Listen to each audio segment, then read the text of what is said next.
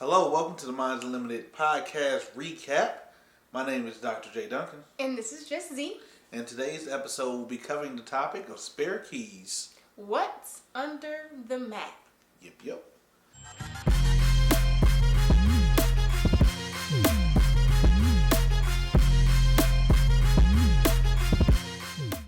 So this week we talked about those keys. Those spare keys, if you will. These are not your regular access code, access given keys. These are the things that you will make a copy of just in case you no longer have access for yourself. Yep. Or if you need to give someone else access to something that you hold dear or precious. Absolutely. Now, I just thought of something because we were talking about situations in which you would need a spare key, ships, relationships, but I know I've been in certain real life situations where you can't have a spare key. Why? Because it's a matter of security. So you need to be responsible enough with that path or that journey to where you don't necessarily need somebody else having that spare key. So from that, I'm getting that access is real in this situation is more so responsibility, and sometimes you can't duplicate that responsibility. Correct. That's what's up. It Absolutely. Has to come truly from you on your journey. Okay. Now, coming off the podcast, of course, we talk to people and try to help empower them. Yeah. But one of the things that I really felt was that there is this role that sometimes is not respected because it's like, oh, whoever has a spare key is more of a backup plan. They view themselves as a backup. And like you said, it's more of the access or responsibility towards whatever that we're getting into. So if it is relationships, let's say, if access to your relationship, not everyone should have access, but sometimes you can't give that access. So let's say you are talking about stuff. I can't expect to make a spare key and give it to you and you make me happy. You know what I mean? Yeah. Because that's my responsibility. No matter how many people I give the key to, they can't make me. They can only have access and hopefully influence me to take care of what's inside. That's like you giving somebody a spare key, but then you change your locks every 2 days. Like, there's no point in somebody having a spare key because you just go have to either keep giving them to them. You know what I mean? And to me, I feel like there's no shame in you feeling like you need to have a spare key. Mm-hmm. Like, I know when I first moved to my apartment, I was like, no, I'm good. Like, but in reality, there's nothing to be ashamed about to say, like, hey, I need a backup. It's not to say, like, oh, I'm super irresponsible, even though you might be. I am sometimes. Or, yo, like, I can't do this on my own. It's really, like, to have that extra security, that extra piece just in case, because a lot of times we're traveling along paths in our journey that we don't know what we're going to come up against. We don't know what roadblocks are going to come our way. We don't know anything of the sort. And so allowing people to have a certain access allows us to have a fallback. Right? If we get 20 steps into our journey and we hit a hurdle and we're like, oh shoot, like I'm knocked down, like, you know, I'm one leg down, I gotta limp back to where I know, and you lost your key in the process, you gotta have somebody else to pick you back up and say, yo, hey, I got you. As soon as all you gotta do is make it back to this door. All you gotta do is make it to your baseline and I got you. You know what I mean? Got you. Yeah, okay. I want to take that and hopefully dice it down with one perspective that can be generalized out. So I'm going to use relationship again. What kind? Intimate relationship. I'm going to use partnership. Let me use that. I'm going to use partnership. Okay. Because that can be more than just intimate and whatnot. But let's assume partnership and I'll use you as visual. So I am coming into life, getting to know you as a partner, whether it be business, whether it be romantic, whatever it may be. And I am creating the boundaries of that relationship. I'm allowing you to get to know me, and I'm trying to get to know you, right? The spare key in that moment will be the things that I trust you with in my life, because you're coming into spaces that other people ideally are not coming into. Okay, yeah. So I have access to them because I live there. You are gaining access to them in proximity and in building of the ship, right? So in essence, that spare key is your relational function. Ooh, right? Okay, yeah. So because of that, it is a role, but it's also a responsibility, and we have to be clear on those boundaries. Yes. Because sometimes I'm going to need you to do things that you can look at me and be like, oh, you can do that yourself. And I'm like, I gave you access codes to some things for me to be in partnership, but to help me in certain things. I might have a strength, and then I see that you have a strength. I'm like, hey, yo, your strength is being able to access and to see how I'm doing things and tell me how I can improve. So in other words, you're watching, you got my back, like I got your back. Yeah. But that's the thing that you do for me. What I do for you might be a little bit different, right? Our spare keys might have access to the same people, different functions. Ooh, okay. So I am taking what you said about like how sometimes you need something to fall back on. Sometimes you got to be clear with the person, like, yo, you're not just a backup plan. You are you. That is a function in our partnership. But part of the function is you have access even when I have access. Yeah. You know and what I mean?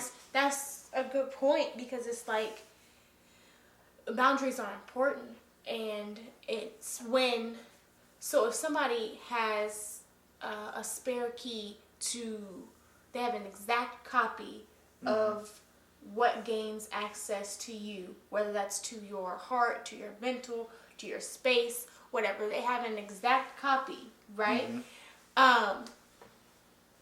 But like, it's funny because the person that has the spare key, like to my house, they still, when they come over, knock, just like everybody else. Yep. Why? Because that's not that purpose, right? They don't just pick up and use it whenever they feel like it or whenever it's convenient for them. Like, it's really for me, right? If I can't, right? Because if I'm, upstairs and getting ready and I'm like, yo, go ahead and let yourself in, that's different. But, just because they have that spare key doesn't mean they always use it. They don't go under the mat to get it just because it's there for them.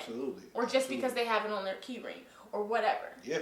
We see that going the wrong way far too often, to where you thought it was protocol. People do it because they were told to do it. This is what a relationship looks like. This is what a friendship looks like, or a partnership. I'm supposed to give access. Yep. No, people are supposed to get clearance to get access. There isn't a job that is super serious and has layers of confidentiality to where you don't have to deserve clearance or earn clearance. You got to be at a certain level to even get to certain places. And that's what I was talking about at the beginning, because there's no, if you have to have an ID to get in, there's no spares of that. Absolutely. There's none of that. And things are compromised when whoever has access goes rogue in any way. So if they take too much advantage, now you're like, oh man, like now walking on eggshells in my comfort zone. Correct. Or they take it and then now they're allowing other people to have access because now they're the VIP to whatever you're tied to. Because here's the other part is that whatever you have access to, you make too many copies, they have access to what you have access to, and the chain goes on. Yep. So we might be cool because, oh, you like wearing fresh clothes, I like wearing fresh clothes. But now I'm getting close to you, we're talking about clothes A, B, and C, but now I'm noticing your finances. I'm noticing 1, 2, and 3, and you're like, I didn't mean you have access to that. And it's like, you know what I mean? Sometimes those boundaries are the best thing you can have, and that's even if it's just a mat, even if it's just a layer. You gotta let people, people. I don't want to earn my love. You gonna have to earn some access sometimes. Oh yeah, what's under the mat, Lord? But that's real though. Sometimes you have to take that moment to look under the surface and see, is this a good place for my key, or is everybody gonna know it's there? You know what I mean? Is this a good place for a spare? Is this, if I'm looking deeper within myself or deeper within this shit, is this someone or something that I should entrust with this access? Because just because you trust somebody does not mean that they deserve certain access to you. And I think that we feel bad because we trust people, and once we do, we feel like we owe them things or whatever. But at the same time, if you trust someone, hopefully you built a ship of some sort with them, and you know that person. And some people, just because you trust them doesn't make them responsible. Just because you trust them doesn't make them like somebody that'll pick up the phone when you need them. You know what I mean? Mm-hmm. Like, we trust people in different realms, just like we exist in different ships. So the person that I trust at work to get the job done, I'm not going to give them the spare key to my emotional center. Like, that's not going to happen. Yeah. You know what I mean? Because there's different realms for different people. Like you said, spares can be out to different people and serve different functions. Well, based off of one of those key fire points that you shared on a podcast, after I asked you, is there anything else, and you said no, drop the gem. We had a discussion, right? Because sometimes when the camera's off, when the mic is off, we have a discussion. And what you really helped me understand is that the underdog isn't really talked about enough, and that's the receiver of access, a receiver of the keys. Yeah. There's protocols for you giving it out, because that's person of power. Person of power, I give you access to me, I give you access to me. But from the person receiving them, you might be a good person. You might be a very trustworthy individual, which means that a lot of people probably can count on you. Yeah. But if you don't set boundaries on yourself to tell people no, man, we just become the key bearer, honey. There you go. I think you said the same thing. And you're no good to if you have so many burdens, or say that again. Not just rewards, but burdens at that point. Yeah, to take care of, then you're really if you have too many to handle, then you're of no use when it comes time. If I'm like, yo, I need my confidence spare key over here because I'm down, and you like, well, I can't find it to give, then because I'm shuffling this financial manager, I'm shuffling this godparent, I'm shuffling this, whatever else you got going on, and it's like, well, that wasn't the purpose. Now, another thing with that is people that are the receiver of the key do not feel like you are supposed to be like an on-call key holder. Yes. You know what I'm saying? Absolutely. Like, there are boundaries with that too. So if you choose to be, that's on you. But don't feel like just because somebody allows you that access that you have to be there at the drop of a dime. I mean, being trustworthy and being accountable and someone people can count on is an awesome quality. But those people get very drained very fast and lose track of their keys and are just, no good to anybody when they get in that state. I think that what you're pointing out is your dependability is not at question just because you answer every time somebody calls you. That actually makes your usability go up. Ooh. But yes. When I know that, like, if I always call you, hey, can you let me in? Hey, can you let me in? Hey, can you let me in? Hey, can you let me in? You always let me in. You become the key. You're not a spare key. You are a part of the key system, right? Yeah. But versus you being able to say, hey, now, listen, you gave me this responsibility. I need to be able to tell the difference. But if you're calling me every time, maybe it'll be best if we just have a new system.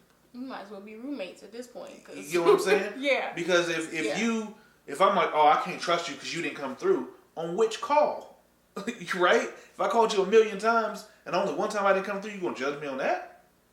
So I think it does have to be a balance based off that ship, but you gotta have boundaries. We gotta have boundaries of saying, hey, listen, like, I noticed you called me like 7 times within 7 minutes. Maybe we need to get you a number pad or something to match, because we're in this relationship, or because I know you.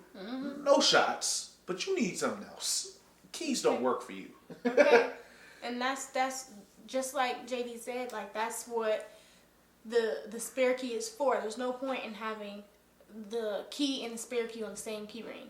Like, because if something happens, you don't have a spare anywhere else. The whole point is to have it elsewhere in case. And so, in case of emergency, in case of fatigue, in case of abandonment, in case of whatever. Yeah, but not instead of. So, you know. Absolutely.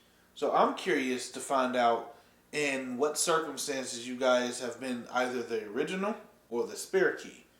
You know? And to what, like, in what aspect of someone's life were you the spare, I said this before, but the spare confidence key. So when someone needs, you know, a confidence booster, they look to you. Or were you the original financial guru key, and then you, you know, gave someone else the spare, or had a spare account, or whatever you wanted to call it. I think, because, you know, my realm of therapy, I'm like, yo, I see that in relationship all the time as far as in emotions. So I think that trust is the common denominator all there, or the lack thereof, especially if they've been through something. Because you've learned something from your experience. Mm-hmm. And a lot of times that's not something positive. Physical wounds, you get stabbed by something, you're like, okay, that ain't touching my skin anymore because that ain't a good look. But when you get hurt emotionally, it hurts in so many different ways. You don't know exactly what part of that experience did it. So what do? Lockdown. Mm-hmm. Lockdown. You might have got hurt by a friend telling you a lie. You don't trust people over finances, food, money, anything. Like, but I ain't got nothing to do. Lockdown over just what you was talking about. So, you on something, Jesse. You might be a therapist in the making. Oh, man. All right. Well, I ain't gonna do it again. So, the last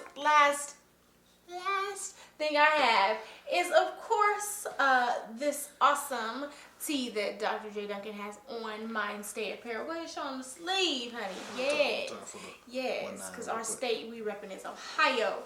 But yes, Mind State Apparel. This is what is it called? This is the Copper Custom. Yes, a custom. This is a custom shirt. But if you guys haven't ordered yours yet, make sure you check out the site. We have masks up there, long sleeves, short sleeves, whatever you need, okay? And I will put it down below. All right. So we're looking forward to hearing back from you from this week's episode. If you haven't already, check out the podcast. We'll have all the information that you need. Until the next time, the smallest change in perspective can change your life. Peace.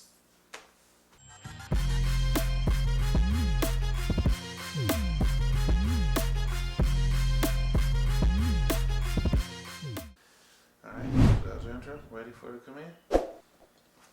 Let me get it. No, please. No, you just take up your face. Let me get it. You got mine.